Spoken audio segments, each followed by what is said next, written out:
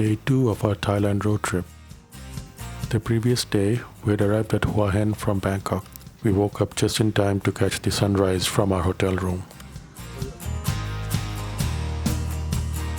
When we had initially planned this day, the plan was to get up early and leave really early and drive all the way to Don Sak and catch a late ferry to Koh Samui. But even if we left really early, it would still be a pretty long drive. And as the previous day was a little tiring, remember we didn't really get any sleep the previous night? We decided not to wake up too early, leave at a reasonable time, and avoid driving too long as well. So we decided to drive till Chumphon, which is a town around midway between Hua Hin and Don Sak, or if we could, a little further. And this would also let us stop at one or two interesting places along the way.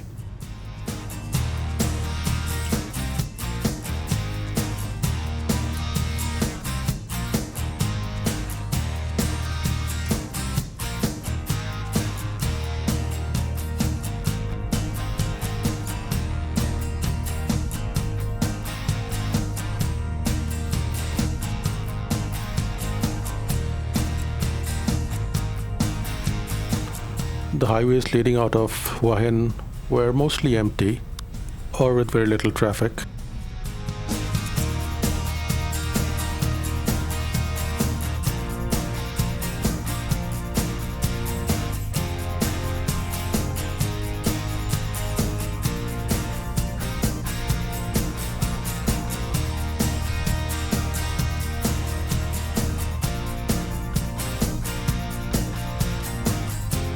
The highway passed through some small towns and we had to stop at few red lights.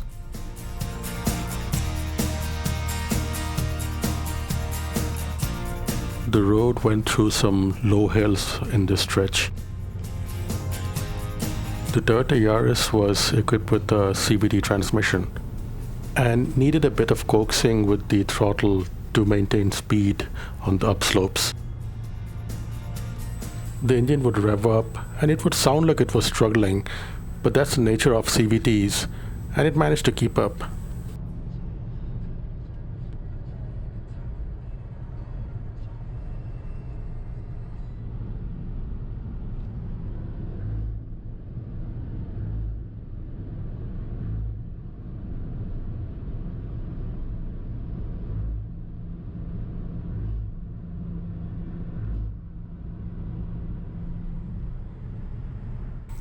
The first planned stop or detour was at the Ao Manao beach, and this required us to get off the highway and go through the town of Prachuap Khiri.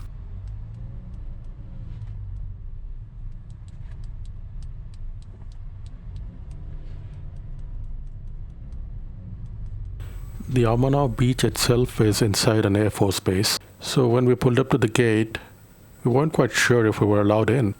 So I asked the guards and they let us in.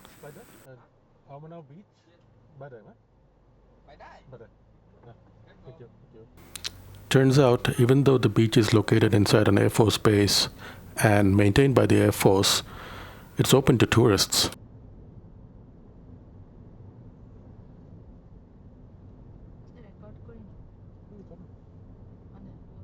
You actually have to cross the main runway of the airbase to reach the beach.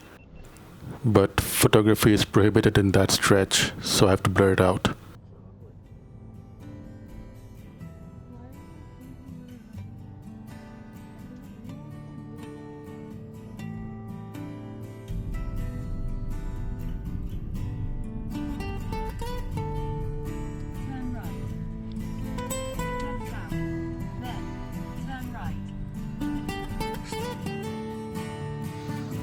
Ao Manao beach is really beautiful.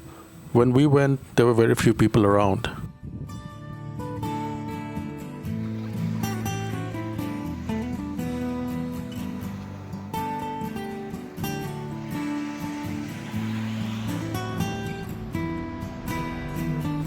We spent some time there, walked around a bit, and then continued on.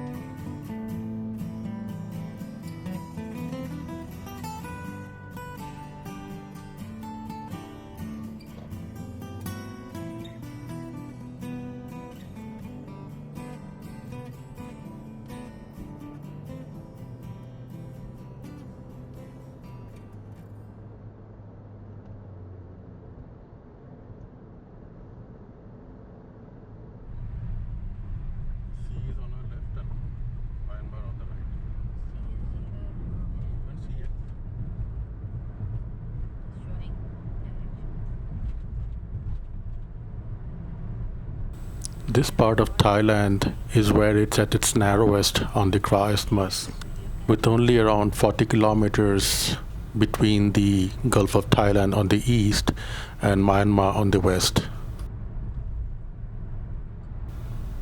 This stretch of the highway also felt more remote than what we had seen before, and there were only 2 lanes on either side.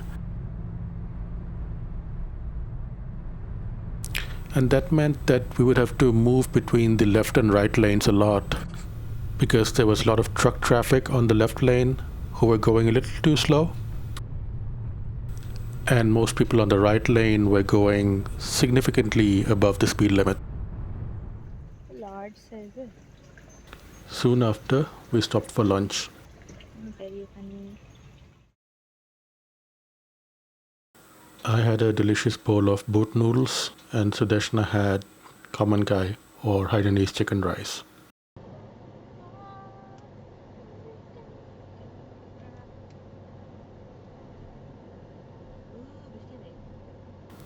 We could also have fueled up here, but we didn't, as we still had little over a quarter of the tank left.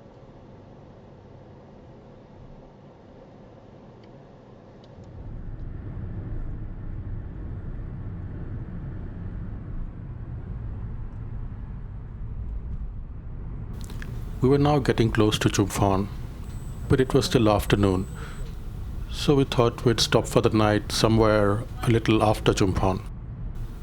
So as I drove, Sudeshna started looking for hotels or motels in that area, around 100 to 200 kilometers south of Chumphon.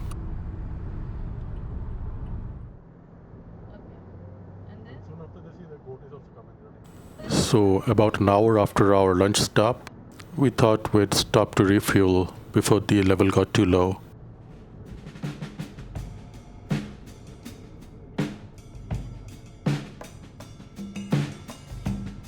And that's where it happened. After refueling, I tried starting the engine. Nothing. It wouldn't crank. It looked very much like a dead battery, but I hoped it would be something else. I thought maybe there was an interconnect with the fuel cap, so I tried closing it properly. Still nothing. So with the help of the kind gas station attendants, we managed to push the car to a parking bay. After a few more attempts at cranking, we got the telltale clicking sounds from the solenoid that indicated a dead battery. So we called up the Hertz support number. Luckily, the travel eSIM I got this time was not just a data-only eSIM, but had calling facility as well. I had anticipated something like this might happen. But anyway, Hertz was quite helpful. I couldn't tell them exactly where we were, but the support person kindly let me send the location over WhatsApp. So the plan was they would send somebody to where we were to help jumpstart the car, and then we would have to drive to one of their partner workshops in Chumphon, which was only around 20 or 30 kilometers away, and get the battery replaced there. So we went into one of the cafes there at the gas station and settled in with some shakes to spend the hour that it would take for the jumpstart person to arrive. The car was jumpstarted successfully, so it was now time for us to drive to the workshop on the outskirts of Chumphon while ensuring that the engine didn't stop. This car had start-stop facility, which basically stops the engine whenever you stop, such as at a red light, so I had to make sure that was turned off.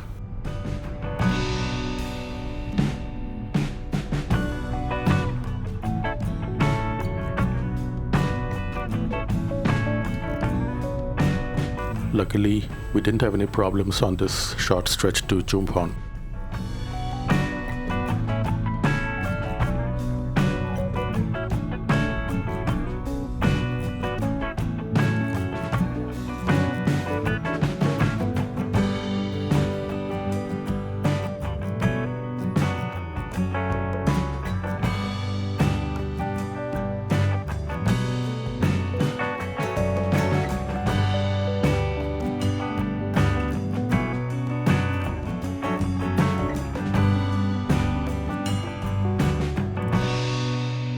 Once we arrived at the Be Quick workshop, we explained the situation to them, but they ran some kind of quick battery test and told us that the battery was okay. But Hertz were already willing to replace the battery, probably based on the battery age that they were aware of. So after some more phone calls with Hertz and some back and forth calls between Hertz and the workshop, they finally replaced the battery. So on the whole, we lost around 3 hours because of this and had to take the slight detour into Chumphon. But it was an experience, so I'm not really complaining.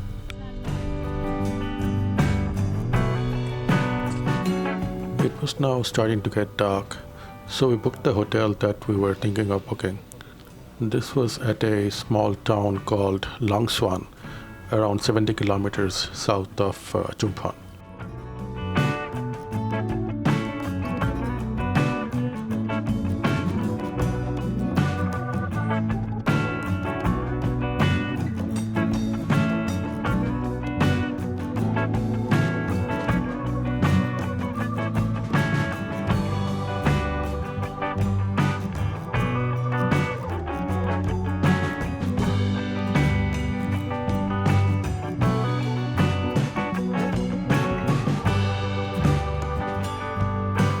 Driving after dark, especially out of town on the highways, was something we were trying to avoid. But this day, we wouldn't be able to.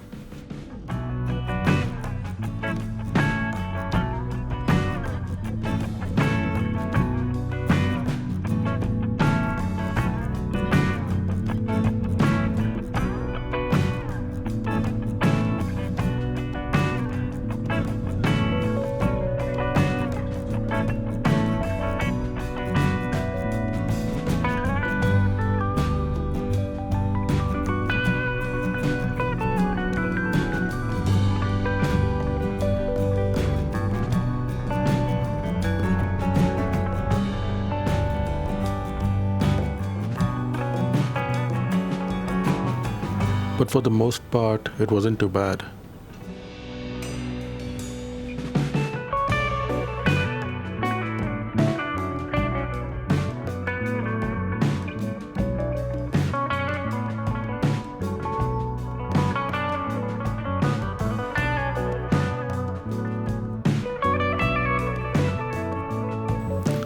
And we soon arrived at our hotel.